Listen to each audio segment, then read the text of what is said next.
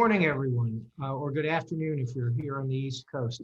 I'm Don Guttenplan. I'm the editor of The Nation, and I'm really thrilled to have such a fantastic panel this morning. This panel has been assembled from now let me get that date. I've got to toggle between screens here. Our January 11th issue, which was on Biden's 100 days. And of course, we went to press with that issue before Biden began his 100 days. In fact, before we were even sure Biden was going to be peacefully inaugurated. But we have a fantastic panel this morning. So I'm going to introduce them to you, and then I'm going to serve up a first question to everyone, and then we'll let the discussion rip. So John Nichols is the Nation's national affairs correspondent, who's been writing about politics for us for nearly 2 decades. His work has been circulated internationally, quoted in countless books and articles, and cited in numerous debates on the floor of Congress. John is also the author of numerous books, most recently being The Fight for the Soul of the Democratic Party, I think, which is not on this biography. But I think that is John's most recent book. Good. Well, I want to plug your most recent book, John. Jane McAlevey is the Nation's strikes correspondent and the author, most recently, of A Collective Bargain, Unions Organizing and the Fight for Democracy. She's a senior policy fellow at the University of California's Institute for Research on Labor and Employment. And her first book, Raising Expectations and Raising Hell, which is an unvarnished account of her experience as an organizer, was named the most valuable book of 2012 by The Nation magazine. Her second book, No Shortcuts, Organizing for Power in the New Gilded Age, was released in 2016. Gregg Gonsalves is the co-director of the Global Health Justice Partnership and an assistant professor of epidemiology at the Yale School of Public Health. For more than 20 years, he worked on HIV/AIDS and other global health issues with several organizations, including the AIDS Coalition to Unleash Power, better known as ACT UP, the Treatment Action Group, Gay Men's Health Crisis, and the AIDS and Rights Alliance for Southern Africa. A co-founder of the Treatment Action Group, he was the winner of the 2018 MacArthur Fellowship. And Professor Barbara Ransby, is an historian, writer, and longtime political activist. She is Distinguished Professor of African American Studies, Gender and Women's Studies, and History at the University of Illinois at Chicago, where she directs the campus-wide Social Justice Initiative. Professor Ransby has published dozens of articles and essays in both popular and scholarly venues. She is most notably the author of an award-winning biography of civil rights activist Ella Baker, titled Ella Baker and the Black Freedom Movement, A Radical Democratic Vision, and a book, I have to say, that should be on every progressive's, not just bookshelf, but nightstand, because it bears reading and rereading. It's if you haven't read it, it's a life-changing book, I think. And I add that extra plug partly because Professor Ransby and I know each other less than the other people on this panel, and it is a particular pleasure and honor to meet someone who wrote a book that had such an impact on my own thinking. So delighted to have all of you here, and particularly delighted to meet you, Barbara. Right. So the question I'm going to ask us to begin with is a question that a late and not terribly lamented mayor of New York used to ask when he would come to subway stations to campaign, which is, Ed Koch always used to say, "How am I doing?" And the question I'm wondering about, since we're not yet finished the 100 days, we're barely into the 100 days, in fact, is how's he doing? And you can address that from whatever point of view you want, but I will point out to our audience that in the 100 Days issue, Barbara Ransby's article was called How Biden Can Support Black America. So, I'm sure we're all particularly interested in how he's doing on that. Jane McAlevey's article was Why Unions Must Recommit to Expanding Their Base. And of course, we've had a nominee for Secretary of Labor and another nominee for Deputy Secretary of Labor So, we can begin by talking about those, but we can expand out to how unions have responded and perhaps should respond to this moment. Gregg Gonsalves wrote, Biden must tackle the pandemic with a new deal for public health. And of course, Biden himself has said that tackling the pandemic is job one for his administration. So, I'll be interested to hear what kind of start you think he's gotten off to. And John Nichols, Trump and his cronies must face the music for their crimes. So accountability, and is Biden up to holding Trump accountable? And because it is job one, I suppose perhaps we ought to begin with Gregg. So how's he doing? Well, it's a week into his term, so we can give him a little bit of slack. But I think what's important to point out is that the kinds of appointments he's made for all the sort of relevant positions that are important for public health have been quite good. People who he's plucked from outside sort of the usual suspects, like Rochelle Walensky, who's the former head of infectious diseases at Mass General Hospital, is our new CDC director.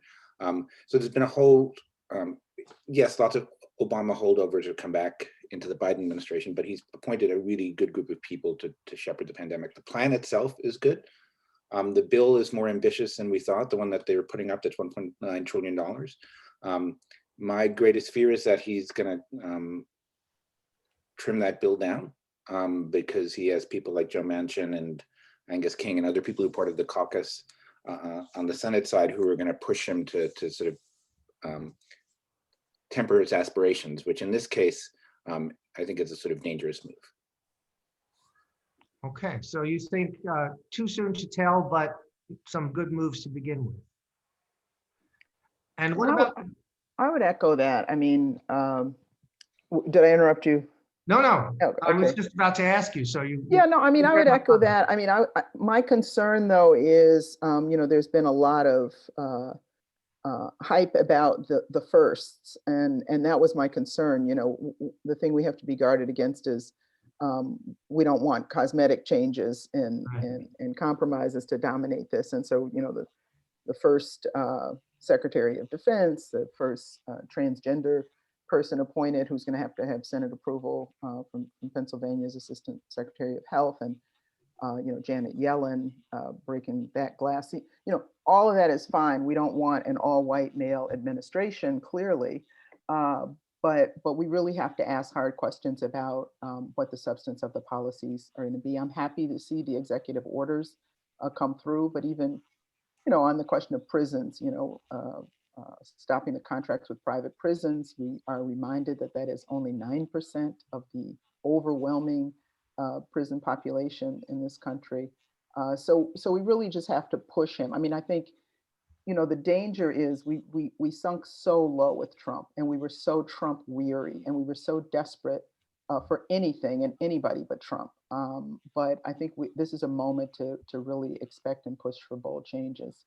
And I've yet to see that, even though some appointments indeed. I was very happy to see, for example, Alondra Nelson receive an appointment, somebody who I think is really sharp on the question of economic justice and racial justice. But I'm not excited yet, and I do think there's a lot more work to be done, and a lot more fight that movements have to engage in and push in terms of this administration.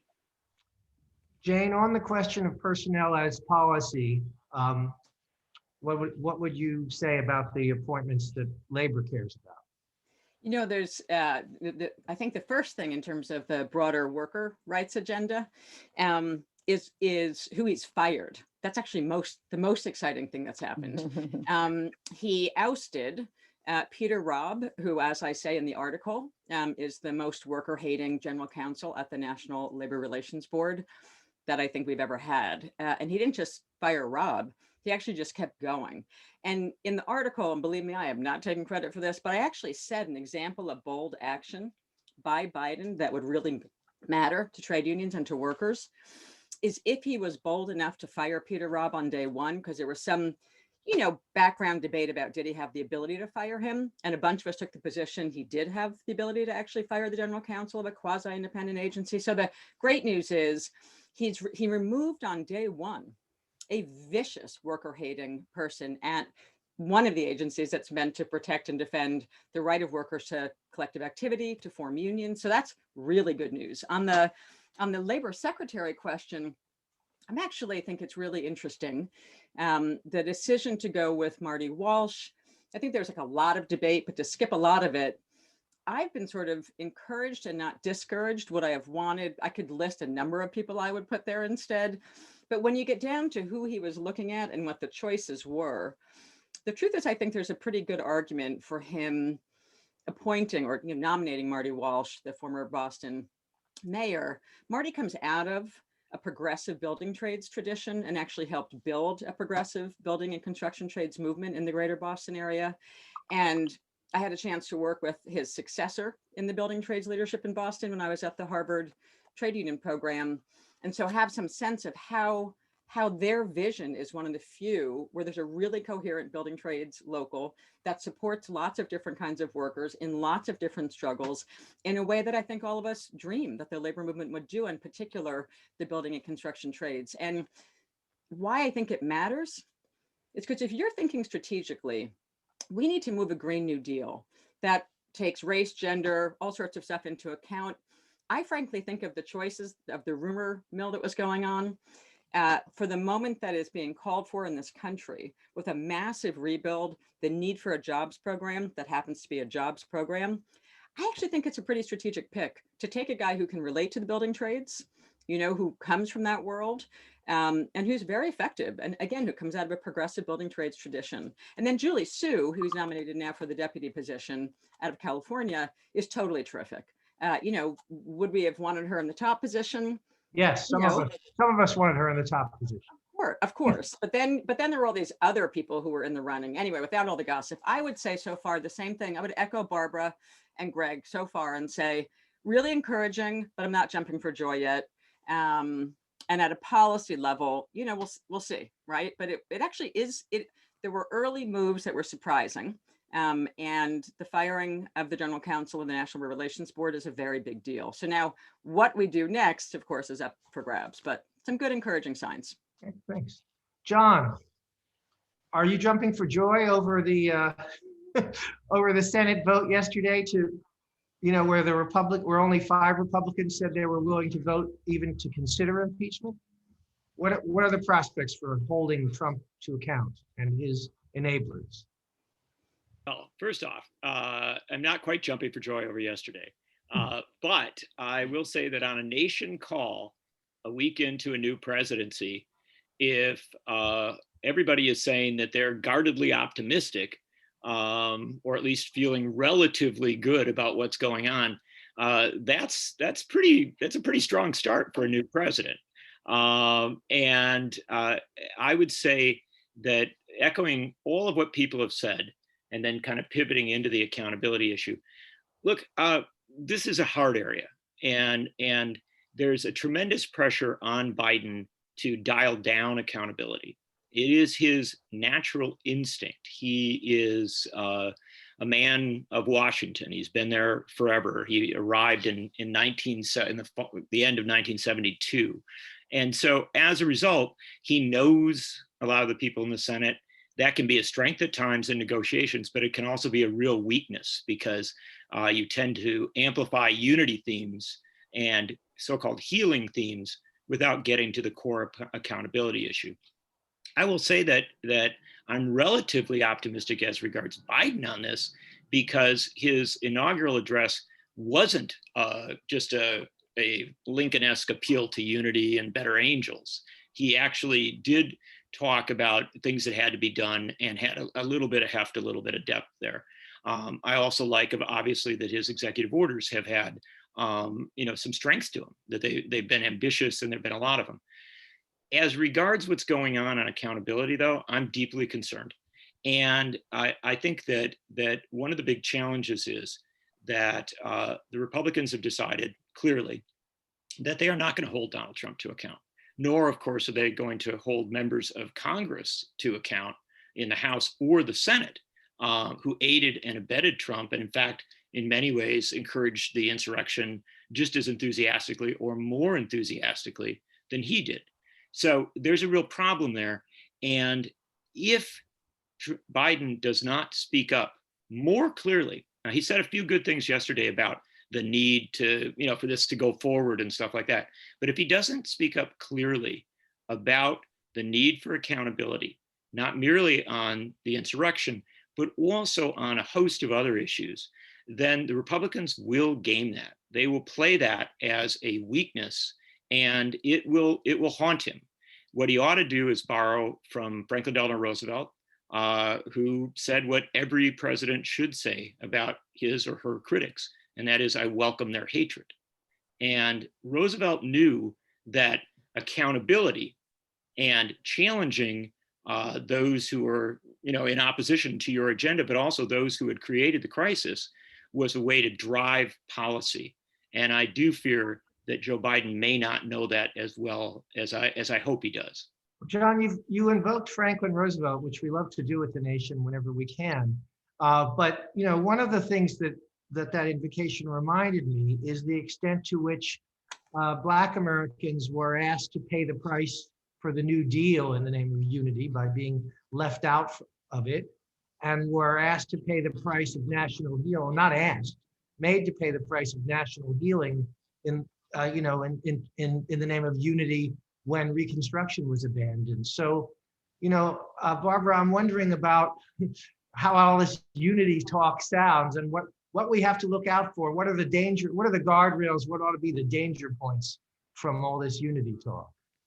Yeah, well, I'm glad you brought that up. I mean, I'm a historian by training, so I've thought a lot about this this moment and the Reconstruction period. And of course, as you suggest, when the 1877 compromise occurred, it was Black people who got thrown under the bus in the name of national unity and suffered, the tyranny of white racist vigilante violence throughout the South. I mean, unity on what terms? Unity with whom? I mean, I can't see a united front with fascists, and I think many of these, and I know there's a debate about whether people are comfortable using that term, and we can talk about that.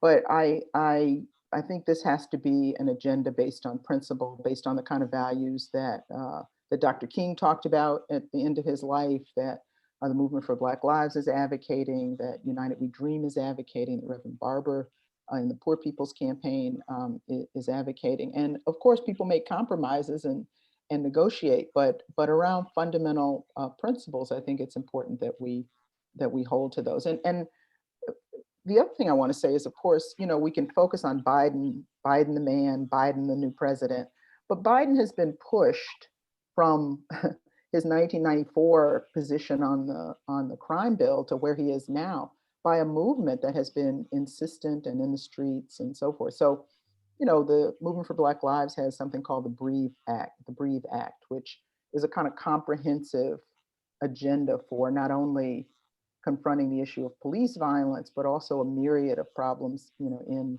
Black and Brown communities under the notion of divest from police and invest in people. That's really important. The Colette Pichon battle and some of the Black climate justice activists in the Gulf area have put forward what they're calling the Red, Black, and Green New Deal, which makes sure that Black people are not marginalized and excluded. And so, I mean, we just have to hold all this as we go forward. I mean, again, the feeling of relief with Trump's departure, cannot overshadow the kind of vision and demands that movement has articulated, and that I think many people are ready for and hungry for. Thank you. I just want to jump in. Yeah. So I think what Barbara says is crucial here, because this is not about President Biden. If you think of the roots of the COVID crisis, you can think about it as a tiny little virus that we can't even see. But then you can look back into the history of public health and healthcare and social welfare in America. And I've written about this in other places and refer to it a little bit in some of my Nation articles, but the history of white supremacy and the sort of embrace of late 20th century neoliberalism gave us the COVID crisis. We had the worst outcomes around our peer nations because we have a fractured healthcare system, a public health system, which takes up about 3% of our national healthcare budget. We also have created fragmentary healthcare because there's been an idea about who deserves to get support in the United States, reaching back to the post-Civil War, through the New Deal, through the Hill and Burton Acts, for the extension of rural hospitals in America in the 40s and 50s. And so these are big structural issues that are not going to be dealt with sort of personality by personality. This is going to require some sort of across-the-board courage by the Democrats to confront these issues, because frankly, we're going to get hit by another virus, another health crisis down the road if we don't deal with the sort of fundamental weaknesses in public health and healthcare in America. I think if just to build on both those comments, I think something that came out in the articles and so far in the commentary as well is the place where one of many places I'm concerned versus encouraged is on the question of taxation, and how we're going to finance a public health system, and how we're going to find, like what the priorities are. They've been very quiet on taxes, and quite frankly, we're not going to get ourselves out of these messes unless and until Biden and the Democrats writ large start dealing with the question of fairness in taxes and taxation. I mean, I think you point out in your article that the states and the localities are responsible for a lot of public health decisions. And if you look at even just California right now, just as an example of a Biden-like Democrat and Gavin Newsom, the reversal yesterday, the decision to go from essential workers, we're going to be first in line for the vaccine, to he flipped it to age-based, which I'm guessing is politically voter-based, what people vote, is sort of disgusting. And so, there's a lot of concern in California. We've got billionaires up and down the state who need to pay a lot more money to solve the crisis here. And we've got billionaires and corporations, and we've got to have the power and the strength. And as Barbara says, of course, it's going to have to be pushed by the movement. But I think on our side, we have to get way better at articulating the relationship between every dream we have and our capacity to reset the tax structure in this country so that we can pay for a public health system and pay for the many programs that we need to try and tackle the question of poverty, which is the root of pretty much every one of these issues. But Jane, Just as a footnote, can I just put a footnote on Jane's, just a quick footnote on Jane's point? I was just reading this new report from the Institute for Policy Studies and Americans for a Fair Tax. The $1 trillion of profit that billionaires have made since the COVID. And meanwhile, working class communities are suffering, frontline workers are suffering, and Black and brown communities are particularly suffering economically and health-wise. If I can jump in off that too. One of the things is when we talk about Biden and unity, Gregg's exactly right. This isn't about Biden, but it is about the Democratic Party. When the Democratic Party comes to power, the question is, does it unify? Does it come together around the basic premises on which it was elected? And this is where we have a really problematic situation where Biden does have to step up as more of a leader, because already we're seeing a kind of frittering away of the promise. And it's because you've got a 50-50 Senate, right? I understand the dynamics of that, but it becomes an absolute duty of Joe Biden to unite the Democrats behind an economic and social and racial justice agenda that has at its heart getting the resources that are needed to keep the basic promises he's made. And this is a big, big duty that Biden's got to step up to, and frankly, others in the Senate too. If they fail on it, if they fail on that, uniting the Democrats, it won't matter what the Republicans do. The Republicans can obstruct and they can do all the things they do, but Democrats have the power right now in the House and the Senate to govern. Well, and we saw what happened with Obama when you don't use that power, how much disillusionment. And we saw it with Clinton, and we saw it with Jimmy Carter. And you're going to go back to Harry Truman. You've seen it with I think Obama's a different case in a way, because, and this is something that I would like everybody to speak to, but I'd like to go to Gregg first on this, which is the question of demobilization. We can wait for the Democratic Party to show courage till the cows come home. But as Jane said, and as Barbara said, and Gregg, as you said, we got change because people were in the streets, because people were demanding it, because movements were pushing for it. And you have personal experience of building a movement to transform healthcare delivery around HIV/AIDS. And I'm wondering what you see the lessons of that experience for today, and particularly in terms of not demobilizing and in terms of stepping up the pressure. Well, a couple of things. One is I see lots of parallels between the AIDS epidemic and the COVID-19 pandemic. And one of the main similarities is that for people in power, we were disposable. And it was gay people, it was people of color, it was people who used drugs in the 1980s and 1990s. But it's frontline workers, it's the people who make our lives possible to be sitting here in front of Zoom cameras while grocery stores shelves are stocked, people are picking vegetables, the nurses and the healthcare workers on the front lines. And so a whole bunch of people, 400,000 people and more were disposable over the past year, which is astounding to me. It didn't take a very large social movement, but it took a social movement to embarrass the United States in what they were doing with HIV, to put into place programs like the Ryan Care Act and some of the many sort of advances we made early in the epidemic, but also paved the way for LGBT rights and gay marriage. You wouldn't have gay marriage without AIDS and ACT UP. My big fear is that we will demobilize. I've watched a lot of friends walking into the Biden administration right now, right? We need to be fighting hard to achieve all these gains that John, Jane, and Barbara have talked about. And the only social movement we've seen over the past year that is worth its salt in terms of the sheer weight of what they've done is the Black Lives Matter movement. For me, that was this one sign of hope in 2020, that people would speak up, would act up around the sort of core issues of our time. And so we have to figure out, how do we keep people mobilized? I remember crying in a hotel room in Washington, D.C.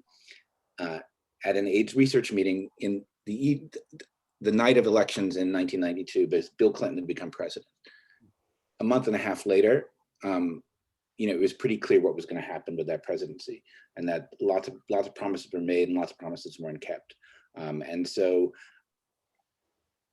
it's nice to talk about appointments, about firings, and about pieces of paper, but we have to mobilize, and we haven't done it. Like in terms of social movements, nothing appeared as an act up for COVID-19, with millions of people infected in this country and hundreds of thousands dead. So we need to turn up the heat to get all of this done, and it's not going to be happening by party politics. It's only going to happen by movement politics. I so want to echo that. I want to touch on two things that you mentioned, Greg, about Black Lives Matter and the movement for Black Lives. And people know the movement for Black Lives is a sort of coalitional container for Black Lives Matter, which also includes a lot of spontaneous protests that happen. This question of disposability, part of the moral message of Black Lives Matter is not just that Black people are disposable, but that poor and working class Black people, the people who are getting arrested and beaten up by the cops and all of this, it's not college professors and doctors and lawyers, it's Black working class people who are in the informal economy and have been deemed superfluous, disposable, dispensable, and so to say Black Lives Matter is to really push back in the same way that ACT UP did, around the disposability of people with HIV/AIDS. But the other thing I want to say is that sometimes we shortchange the credit that we give to a movement like Black Lives Matter, because it wasn't just about Black lives, and it wasn't just about police brutality. And people, sort of listen to the speeches and read the vision for Black lives, the Breathe Act, all the literature that has come out of the movement. Not perfect. I didn't write every line of it, but it is expansive. It really can serve as a manifesto for the left. So, and the people who were in the streets, Rashad Robinson at Color of Change said that anti-racism has become a majoritarian issue. It's close. I was shocked to see how many people, white people in little towns where there aren't any Black people, saying enough is enough of the vicious, systematic racist violence that we see coming from police departments around this country. And they were mad about a lot of other things as well, saying that a certain sector of the population is not going to be disposable. So there's enormous potential there that I think sometimes the sort of multiracial left doesn't fully acknowledge, that we ought to embrace and learn from. Do you think the multiracial left doesn't acknowledge it because it would involve acknowledging Black leadership, which is not the normal Yes. posture of the multiracial The left? short answer is yes, but Well, do you want to give a and- longer answer? I mean, I just think that's worth airing. yeah, I mean, absolutely. I mean, I've written about this. I've talked about it. I've argued privately with very beloved comrades and friends about it. I think that's true. And I mean, I see people write articles and give talks and talk about the left.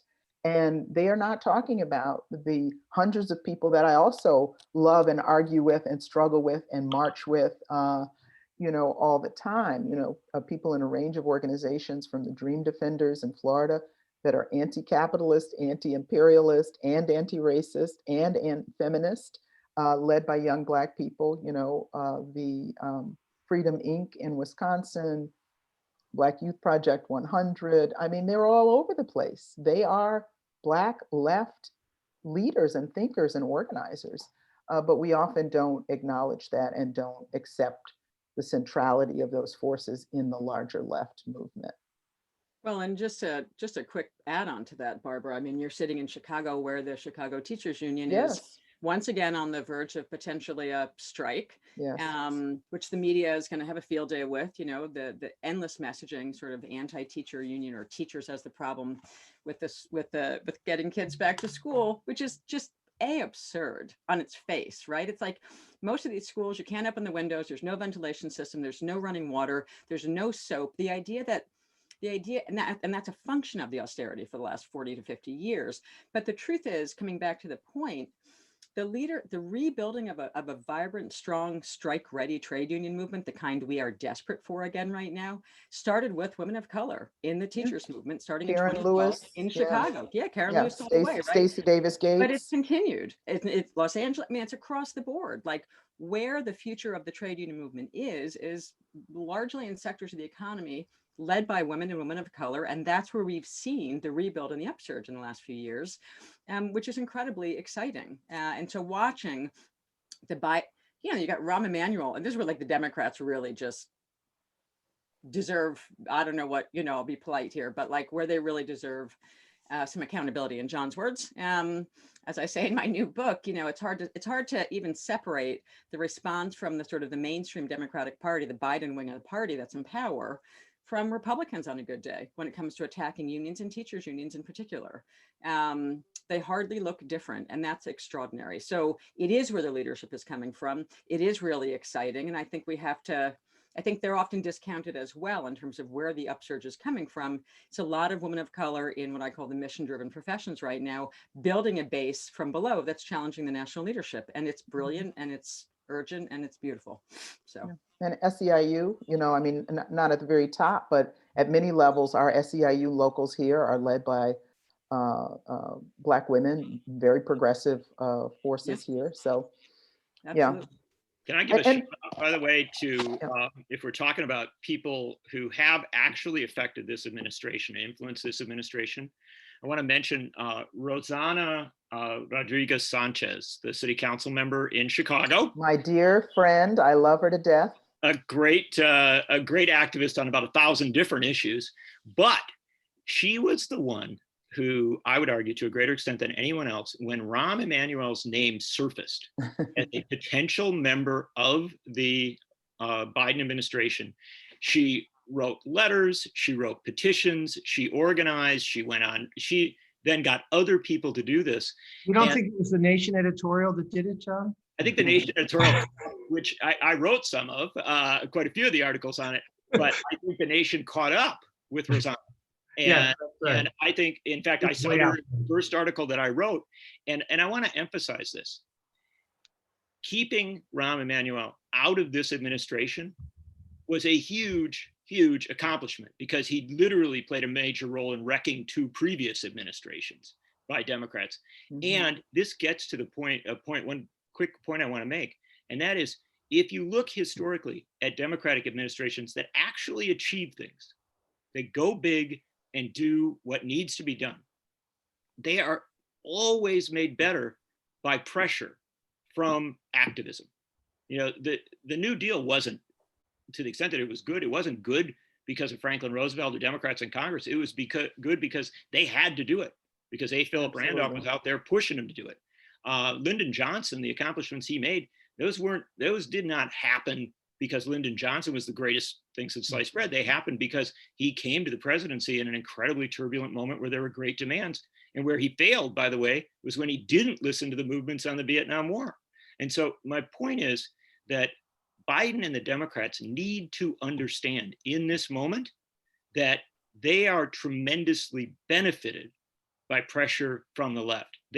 This will be a successful administration only if the left pressures, if people on the streets pressure, but also if the Biden administration recognizes that it's not going to achieve economic and social and racial justice without that pressure, without that reality beyond Washington.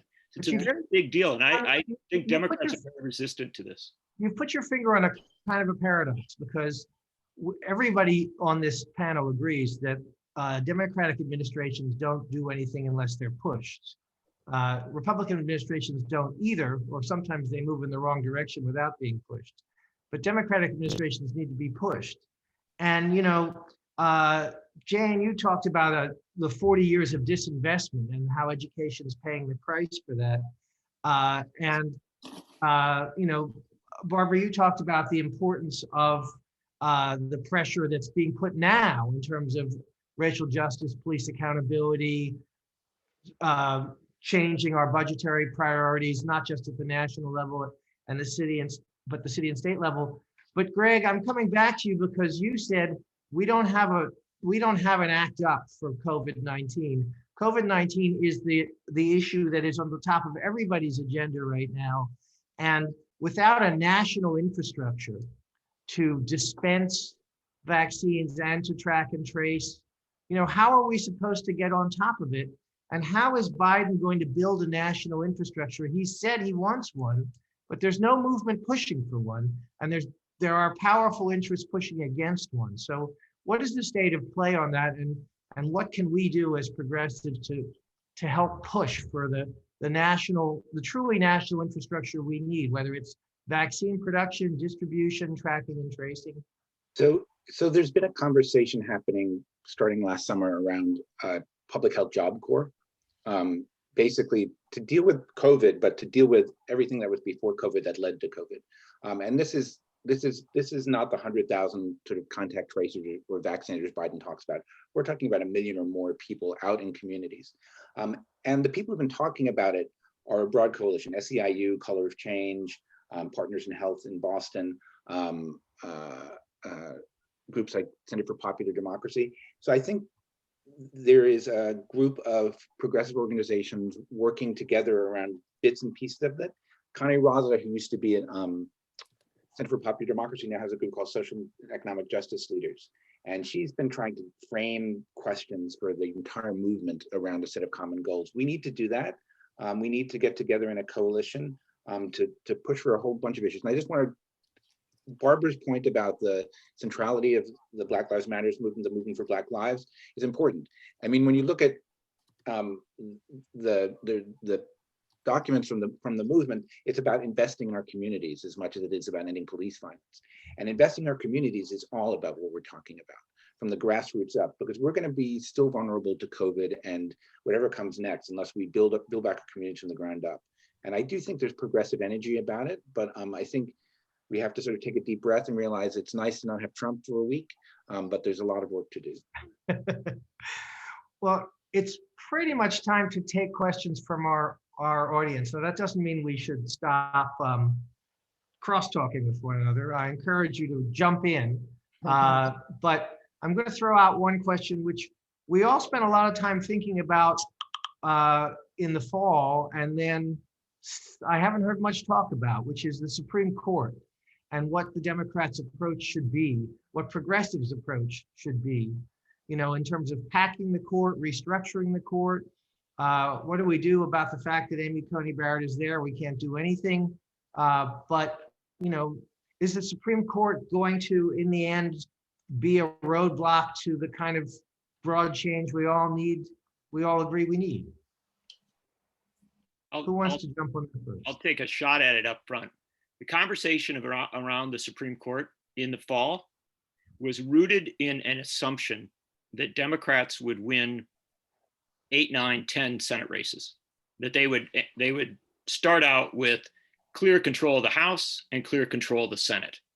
And as soon as they fumbled there and did not win those races, you saw that conversation dial down. It was dialed down a little bit also by the fact that the court did not, intervene on Trump's behalf and give him the presidency.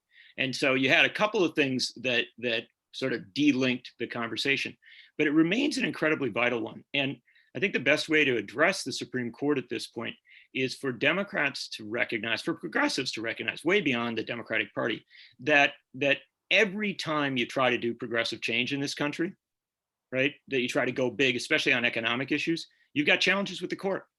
The court it actually moved the country forward in some areas.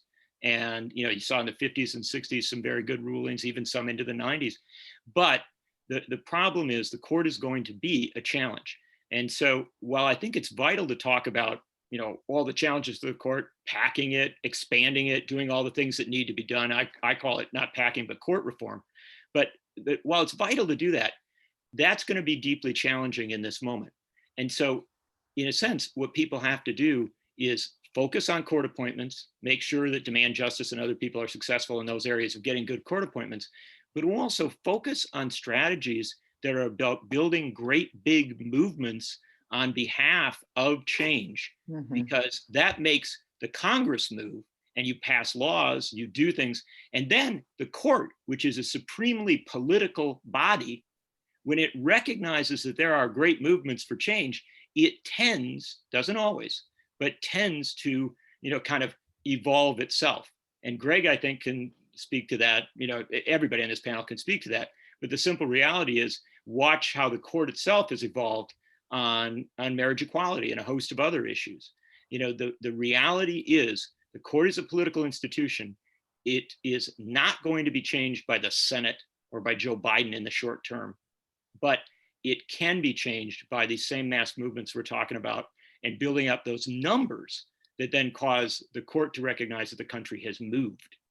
That's a critical question, because the same point that you made, John, about FDR and LBJ in terms of their responsiveness to movement. I mean, Brown v. Board wasn't this major enlightened court. There was a growing movement, and people, look at the 1950s. It was not, I do work on Ella Baker. 50s wasn't a quiet period. There were people, lobbying and protesting and sadly getting killed all over the South in a racial justice movement. So I do think, we have to keep our eyes on the court.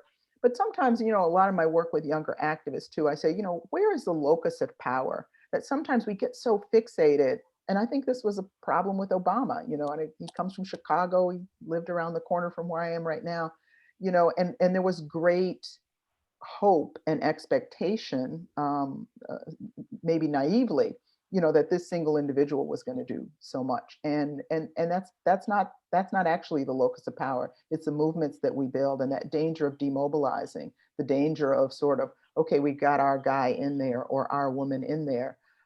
We can relax. That's the real danger. If we have movements in motion, that is enormous power right there. And unity. And one other thing, if I could just say this one other thing about unity that I worry a little bit about, it's that delicate balance, or that sweet spot between bringing our competing ideas and notions of justice to the table, making certain kinds of trade-offs and compromises, but also holding true to certain principles. I really am optimistic about the progressive and left wing of the Democratic Party, which quite frankly seem to be absent for a long time. But the Cori Bushes of the world, the Rashida Tlaibs and AOCs and Ilhan Omars and so forth. And then at the local level, the Rossana Rodriguez's. These are people that come out of movements. They don't come out of thin air. You credit Rossana personally with doing a lot.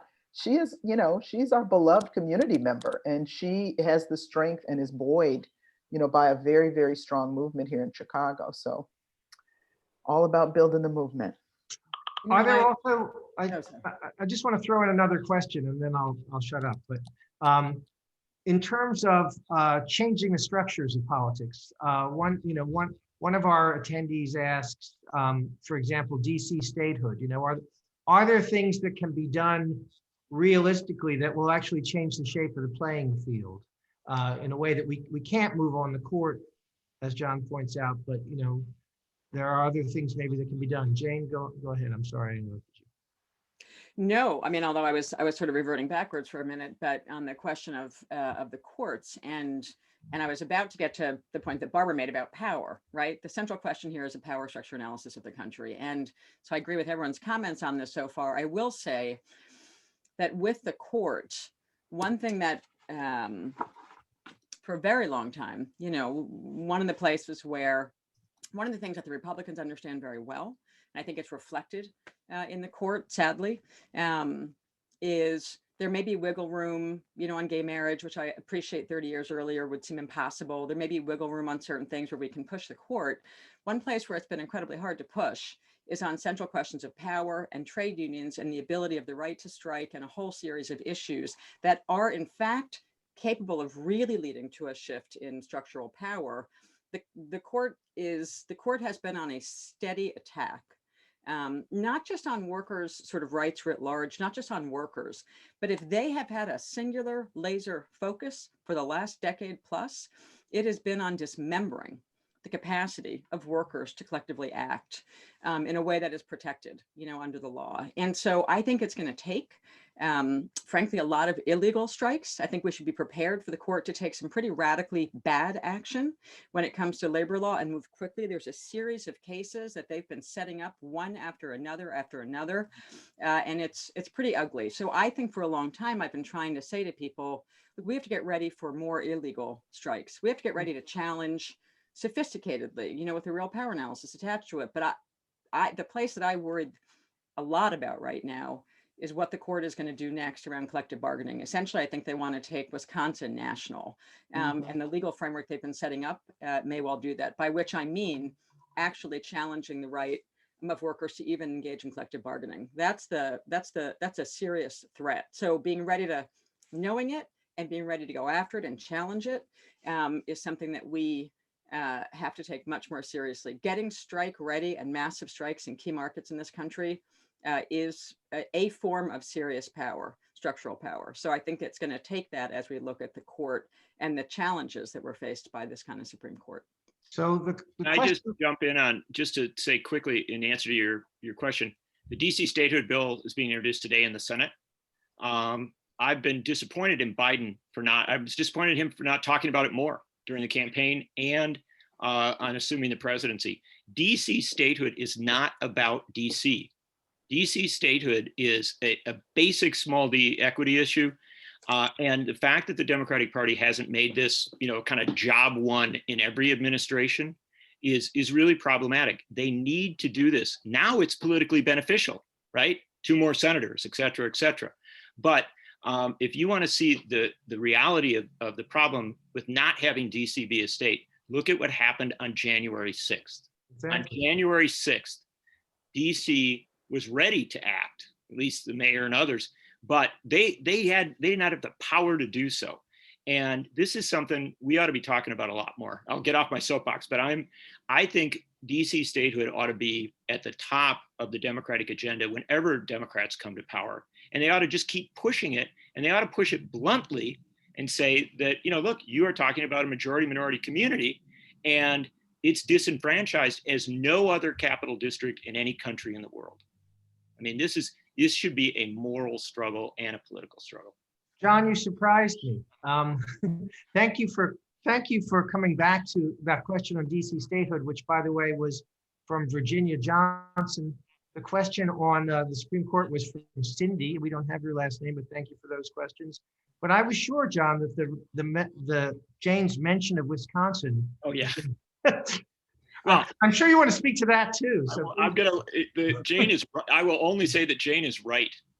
And that unfortunately over the last decade, we celebrate the Wisconsin uprising. Our celebration of the Wisconsin uprising begins in about 2 weeks. And when hundreds of thousands of people came out to defend labor rights and public spending and public schools, et cetera. But if I will hold to the point that everything we got beat on in Wisconsin, and we did get beat, everything we got beat on in Wisconsin came back to haunt us. It's come back to haunt us in Trump who, has extended so much of what Scott Walker was about. It's come back to haunt us in these assaults on labor. It goes sadly way beyond labor. And we are sometimes, as much as I love my state, a source of some very bad ideas. Well, while we're on the subject of states, we have a question from Rita Valenti, which I think is very relevant to what we've been saying. She asks, what happens to the South when critical decisions and infrastructure development are left to the states, from vaccine allocation to public health to reapportionment? So, she says the portal for change has to be breaking states' rights. And I wondered, what your view of that is. I'm not sure who wants to weigh in first, but maybe. Well, I think there is, there's some amazing organizing going on throughout the South. I mean, Southerners on New Ground is a wonderful organization. Black Women Mobilizing in Georgia is amazing. So, the South as a region, has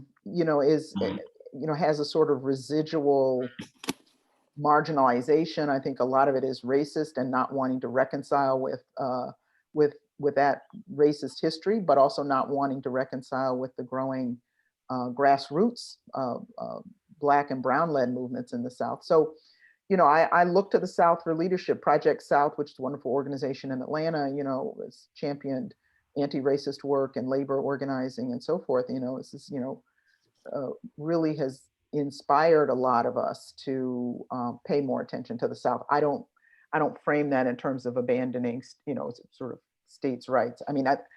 The language of states' rights is so fraught on so many levels, but because of course it's federal intervention that forced some of the Southern states to at least move in a certain direction. But I don't know where this question was going, but I just wanted to speak to the importance of the South and the movements that are emerging there. Well, I think where the question was going was not so much about states' rights, but about the way, for example, when the Trump administration said they were going to ramp up vaccine production, they gave it to the states to do. Yes, that we've had a sort of strategic starvation of both the federal infrastructure and what you might call the commons, since not just Reagan, but Jimmy Carter.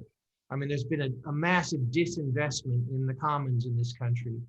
And I think the questioner was basically saying, how do we move things away from the states? Because if we're going to have true national equity, we're going to have to do that. If you leave the Republican governor of Mississippi to decide who gets vaccines, you're never going to have equitable vaccine distribution in Mississippi. Well, but let's talk about public health, right? It's local and state driven, but let's talk about the CDC budget. What is it? $2 billion, then compare it to other federal agencies. Our National Public Health Agency is basically one of the tiniest sort of units of HHS in terms of its overall spending. I think we have to think about national conversations about what's important to us, and trying to build up, again, I hate to go back to the movement question, but build up our support for public health, because it is going to play out on the local and state level, whether we like it or not. But we could lift all boats by making sure that we have a better funded public health infrastructure in the United States, no matter who runs the ship. A lot of states are doing innovative things because they have the freedom to do it under the way certain of our public health systems are set up. So it's a two-edged sword to think about federalizing, all aspects of our healthcare and public health system, because for all the mistakes that were made over the past year, some states did the right thing, and if it was all under one federal agency in terms of control, we could have had a very, very far worse outcome than we did. What are the states that did the right thing? I'm interested.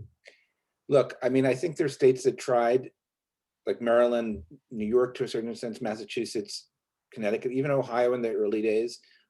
So some Republican governors, some Democratic governors, took the shutdown orders seriously, took mask requirements seriously. There were a lot of, they're the obvious sort of bad actors, Texas, Florida, Arizona, but Larry Hogan, Charlie Baker, Mike DeWine tried to hew a narrow path through some of the early days of the epidemic and tried to do the right thing. So if it was all being said from Washington, we would have been in trouble.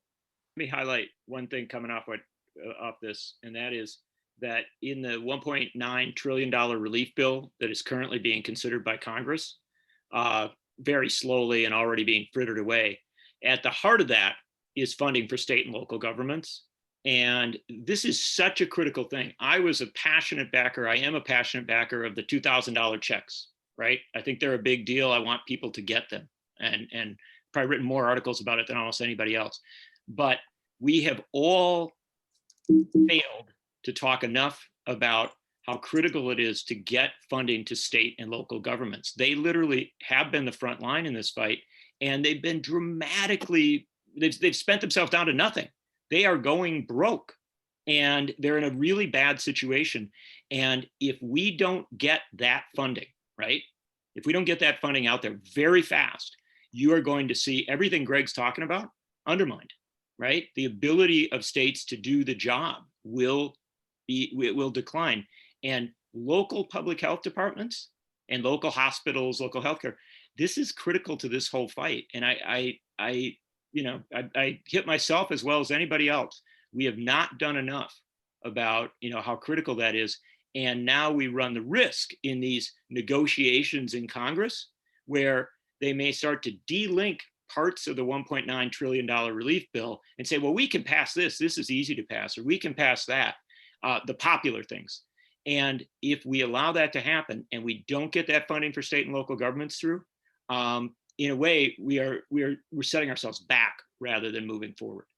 Also, John, as you say, some states are going broke, but also some states are constitutionally forbidden from going broke. Absolutely. That puts them in an even tighter spot. States and local governments that are, as Jane will tell you, are, have a lot of unions, right? And they are, trying to take care of their workers, treat them fairly, at least treat them responsibly, at least in some cases, are in a situation now where they're going to their unions and saying, we can't pay you, right? You've got to take concessions. And if the play out of this moment is that we start to go into a whole new era of concessionary bargaining, right? And you've got to sacrifice for this struggle. No, the federal government has the money for state and local governments. If it cuts it loose, you don't have to ask those first responders to give up aspects of their own healthcare. You can pay them, which you should be doing. Well, as we know, we have a federal government that is terrified of deficits, except when it involves tax cuts for the rich, in which case they don't really count. I mean, can I just one quick point on this is I feel like this is, I think I said it early on, but I think this is an area where, for all the terrific movement work we're describing on the call, and there's a lot to celebrate from what's happening on the ground, whether it's the examples that you gave in the South, Barbara, or fill in the blank. But I think that on our side of the aisle, sort of the progressive left, whatever the definition, we still are not capable of talking about why taxes, why spending, why regulation matters. And I think people are very nervous about it. We're not very good at it. And it's just, I know at the level of working with, for many years, leading public sector unions in my previous life, we had to get very good about working with our own rank and file members when I was leading a public sector union to understand what taxes are and how they work, right? Like, we had plenty of people who didn't understand why taxes mattered, who were relying 100% on that for their salary. So on the one hand, we led a really big, using my time living at Highlander as a young person, like, we learned how to approach a political education project with public sector workers and their families and communities to sort of rethink how to talk about taxes, like a really interesting political education project. And I think we need that across the board right now. We need it for taxes. We need it for regulation. We need it for what good government looks like versus government that's been captured by the corporate class. And in California, the billionaire Silicon Valley class. So I think it's an ongoing homework project for our movement, is to get better on the question of taxes, regulation, and government. Or we're not even good at like leading the public argument on this question, let alone building the movement, right, to actually do it. In California, they're already talking about huge austerity in next year's budget. There's a little windfall from how many billionaires in Silicon Valley did okay this year, but the level of discussion about huge cuts in public spending next year is already like, are you kidding me? No way. You asked workers to kill themselves to keep you home, and now you're going to actually cut them? Come on. So this is the Democrats, right? That's my point. Anyway. In a way, this goes back That's to important. John's point, because we have to educate people better about taxes, but we also have to educate people better. We have to do a better job of political education.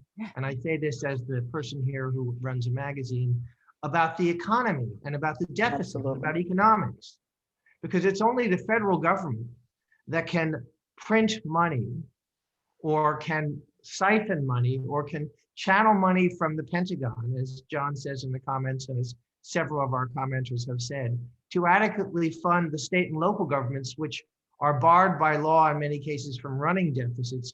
Nobody bars the federal government from doing that.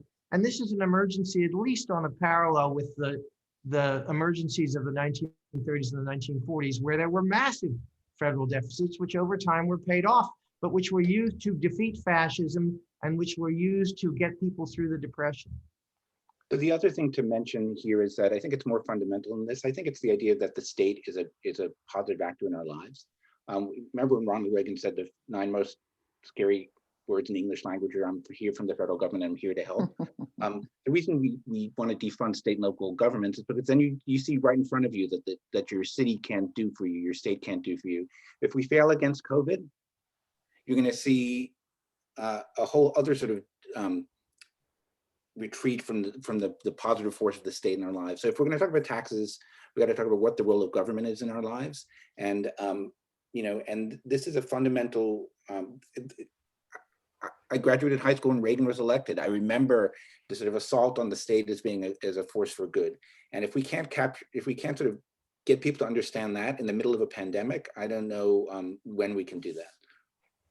I think there are a lot, I mean, there's this organization, ACRE, Action Center on Race and the Economy, and they do a lot of work and try to educate movement folks about how racial capitalism works, essentially, about budgets, about taxes, about sort of formulas that allow for the enormous wealth disparity that we see. Mark Weisbrot and the folks at the Center for Economic Policy Research, I think, do a lot of good work too, but it's not as popularized. So I think sort of dissecting the connections that for racial capitalism has to the suffering that people experience, I mean, it's so critically important. I think one of the good things Bernie Sanders' campaign did and Occupy did, although they didn't do a great job on racial justice discourse, was to talk about the billionaire class and to talk about the ways in which the very logic of the economic system militates against our well-being and confronting that. And people are so afraid of being called socialist, which is the sort of new dirty word on the right, and people who can't define it in even the vaguest of terms are against it. And we have to, push back against that and sort of resist a defensive, I'm not that. I mean, we don't have to carry, the baggage or the water for every mistake that's ever been made by anybody, under the banner of socialism, obviously, and we have to be aggressively critiquing all those mistakes. But, but the fact that capitalism is now sort of at war with the planet, at war with the well-being of our people, has to be named in a really important way. And people are doing it in various kinds of ways, even capitalists are doing it. But I think dissecting that and figuring out a popular education techniques, the kind of work that ACRE is doing and Center for Popular Economics and others are doing is really important. I want to sort of slightly both take off from what Barbara just said and ask a question about something we haven't talked about, which is, so, we have to do a much better job of public communication, education, our own inquiry into how racial capitalism works. We have to develop better means of talking about the economy and the system that we live under as a whole. And one of the ways that we don't do that, it seems to me, is we don't talk about precarity. And precarity being the thing that unites, if you like, the Black working class and the white working class. We don't talk about that. And I'm wondering if the fact that we don't talk about precarity opens the door to the kind of right-wing pseudo-populism that we saw under Trump. And from that, we have a question from Alice, which is about going after domestic right-wing terrorists. So I'm wondering how important you think that is, or whether you think that's a real, we saw what happened and what didn't happen on January 6th. So how much should the new administration attention should they be paying to domestic right-wing terrorists, and how much attention should the left be taking in finding a way to talk to, not obviously domestic right-wing terrorists, but to people who are on the sharp edge of precarity and who perhaps feel the Democratic Party hasn't been speaking to them?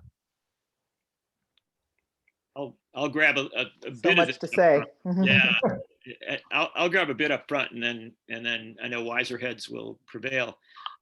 Look, precarity and this notion that we have a huge number of people who are living just on the edge, literally on the margin, and are getting increasingly desperate, is very related to this conversation we had in the fall about the $2,000 checks, right?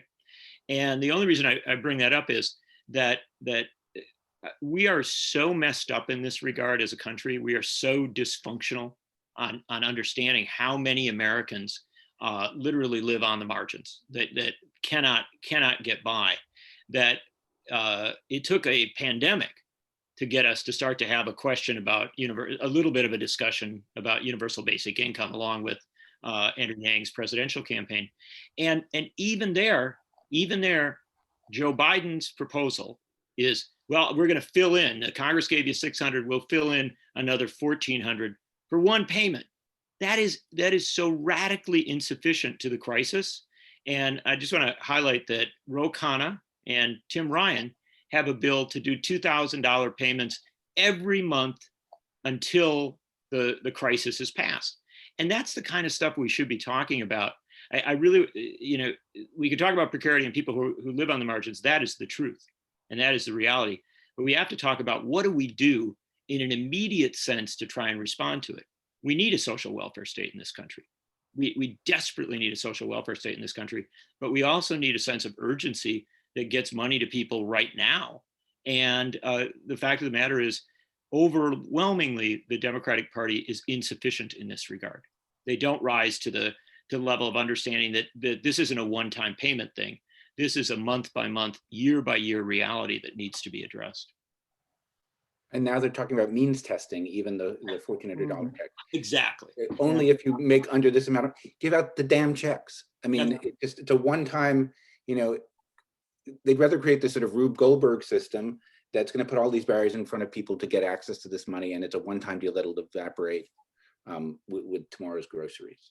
By the way, it's like it's means testing, but also like we have to study it. We have to create a commission, whether it's racial justice or it's like one of the things that makes me crazy, about the Democratic Party. The right wing comes in, or sorry, the forces of the Republican Party comes into office. They have an agenda. They move.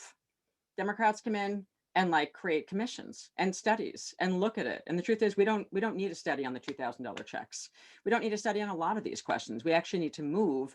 And I do think, connecting back to the question of precarity, fascism, dangerous, the right, maybe Barbara's going to go back there, is that I really think that I think we all agree on this in the pieces we wrote, the timestamp here is short. We are going to lose in 2022. We're going to lose in 2024 because it's 74 million to 80 million. 74 million votes is like an obsession of mine right now. That's like 74 million votes to a white nationalist, racist, sexist, misogynist grifter is a serious problem. Getting back to the political education issue and the work that we have to do. So, whenever you look at the organized right wing in this country and their Republican backers, they don't wait, they don't hesitate, they just move. And the Democrats have to get off this stuff immediately, back in the 2000 month and many other things that we have to do immediately, or we're just going to lose the moment and go back into, we're in hell still, but really deeply problematic place. If the Democrats wimp out in the next, several weeks even, let alone several months, we're in deep, deep trouble, which gets back to the question of, so what, if we're heading there again, like how are we dealing with the fact that we have a really, sort of murderous lot out there right now. So it's, and it isn't just here. I mean, we're very focused on the US in this conversation. Generally, I think that that's fine, but it's everywhere. It's I mean, everywhere. I spent 2019 working in Germany because the trade unions are dealing with actual fascists running in the Works Council elections and a whole bunch of other stuff that's going on, right? So there is very intense work, and it relates to the failure of neoliberalism in this country and beyond this country's borders. And Oh, ditto to that. Steve Bannon just got pardoned. Yeah. Barbara, Well, go ahead. not surprising, right? So yeah, I mean, I'll start with this question of how do we deal with these 70 million people? I mean, you can't arrest 70 million people. They're not going to disappear. But I think, to sort of dissect and disaggregate who they are is really important. So, there weren't 70 million people. There were 26 million people in the street after George Floyd's murder all over this country, but there were not 70 million people storming the Capitol. That was a subset. So I think there's an intense white supremacist core in Trump's followers. And then the rest of them, I mean, they are as jumbled, confused, and incoherent as the man who stood at the helm of the movement, right, as Trump himself. And so I think that it is a bread and butter, appeal, but I think it's also a hearts and minds fight. I think people move, people change. I have to say, as a teacher, I've had students come into my classroom with very different ideas than when I see them graduate 4 years ago, and it's not because of indoctrination. It's because they are exposed and they're critically engaged, and we honor what they have to say, and then many times push back and force them to think more deeply. So I do think it's an organizing question, but I do want to be clear about this. We talk about precarity as something that unites the Black and white working class.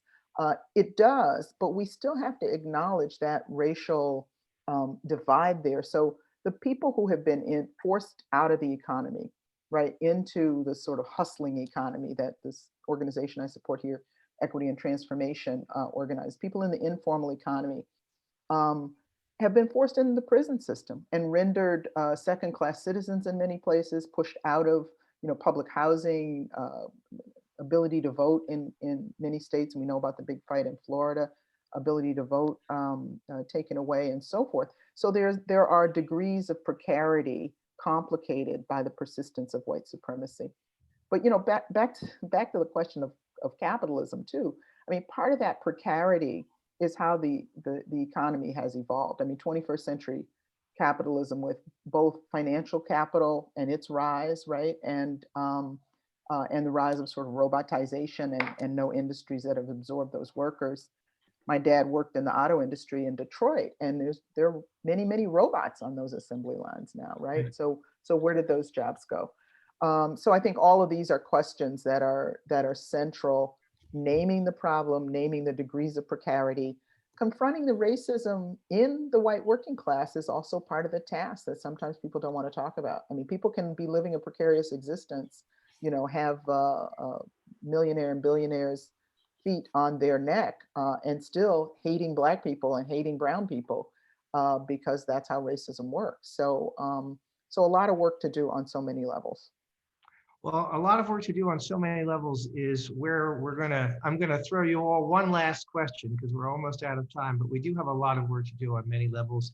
And I'm gonna give you the choice, although you can take both if you want. So one question is, what are the worry points? What are the things that we need to look out for? What are the signs that things are going wrong in a way that we need to try and get people back into the streets?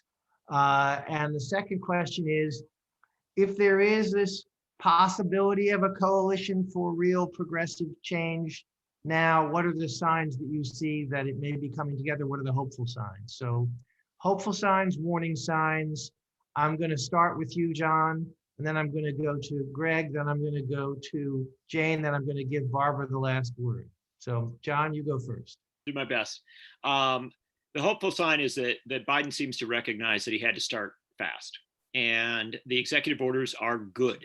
They're not perfect. They're not everything I want them to be, but the fact that he's rolling them out day after day is vital for two reasons. Number one, it does show a sense of action and urgency. Number two, he's beginning to control the narrative. And that's a really vital thing in our politics.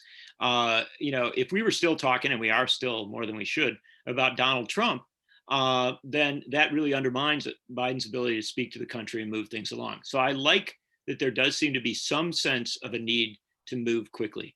My deep, deep concern is that I think we've got a mess in Congress. And I don't see the evidence of the Senate congealing and coming together in the way that it needs to. You have Democrats already splitting off on the filibuster and other issues, saying maybe they don't want the $2,000 check, stuff like this. This is a really dangerous game, because the bottom line is this: we're talking about 100 days. 100 days matter. It's when you define what an administration is going to be about. It's when you define how people should think about it. And I have written a tremendous amount about this.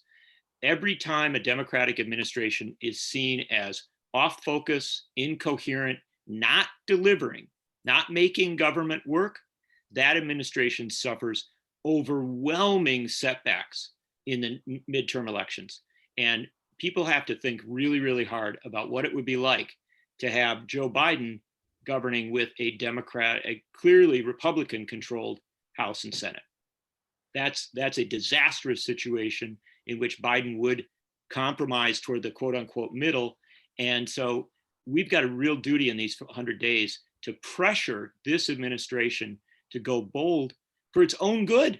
It's not even about, morality and decency. For its own good, it needs to go big. Thanks, John. You've scared me. Greg? So timidity and tinkering is what I'm worried about. And you can see it around like the one-time payouts. It's like, the point is that's a tiny piece of, you have to get this bill across the finish line.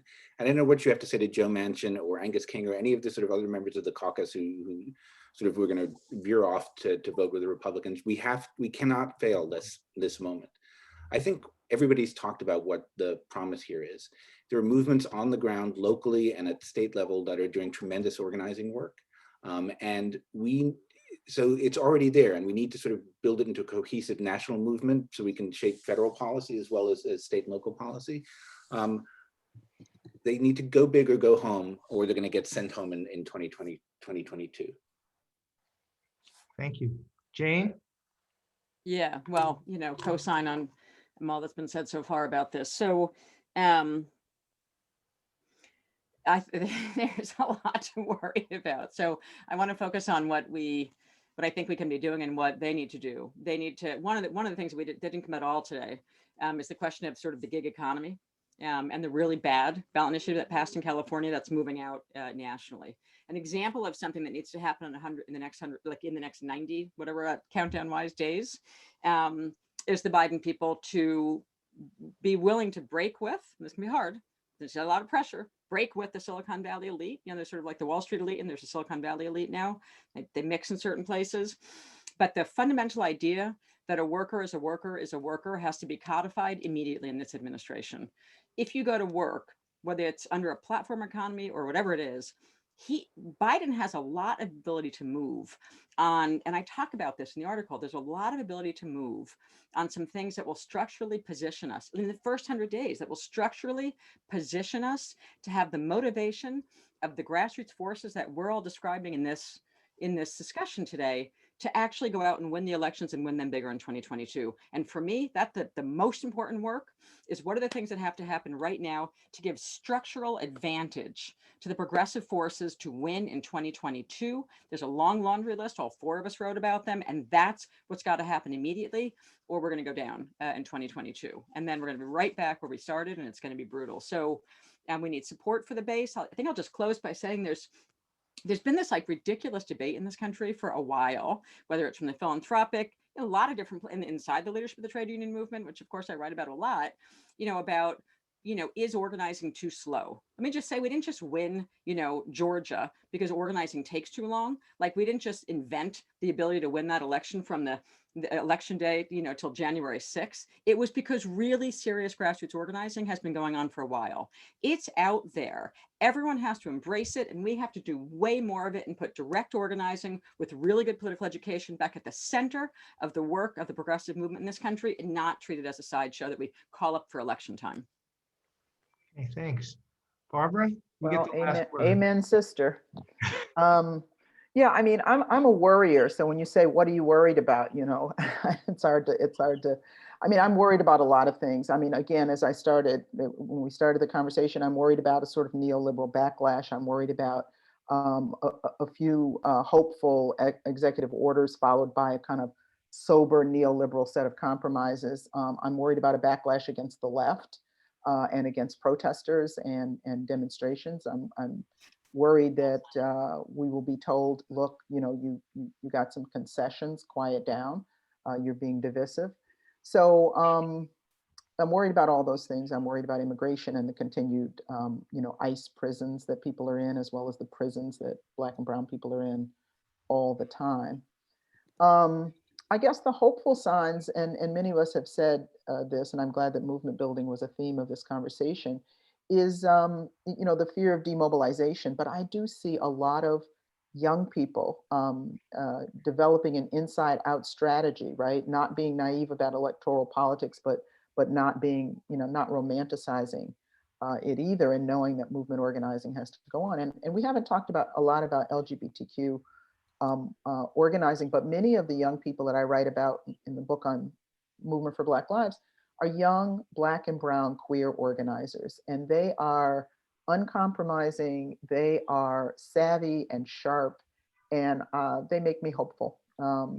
Also groups like, you know, Justice Democrats and Working Families Party, the Rising Majority, the Frontline Coalition, you know, all of these are hopeful signs that we're not demobilizing and that we will, you know, continue the fight on all the different fronts that we have to.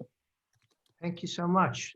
Like Barbara, I'm a worrier, so all of your worries got through to me right away, but I'm very grateful to you in particular, Barbara, for reminding us that there are groups doing great work, that they have had wins, that the squad is growing, and you know, that when we stand together, we win. So I think that's crucial. I want to thank my panelists again, Barbara Ransby, Gregg Gonsalves, Jane McAlevey, John Nichols. I'm Don Guttenplan, the editor of The Nation. If you've enjoyed this afternoon, please tell your friends, support us on social media, and of course, subscribe to The Nation, not just our principles. Thank you all. Thank you, Peter and Sarah Burke and Gia for making this possible. Gia Del Prado, Peter Rothberg, Sarah Burke. And it's been a pleasure and an honor to be with you all this afternoon. Thank you. Thanks, Don. John. Thank you. Take care.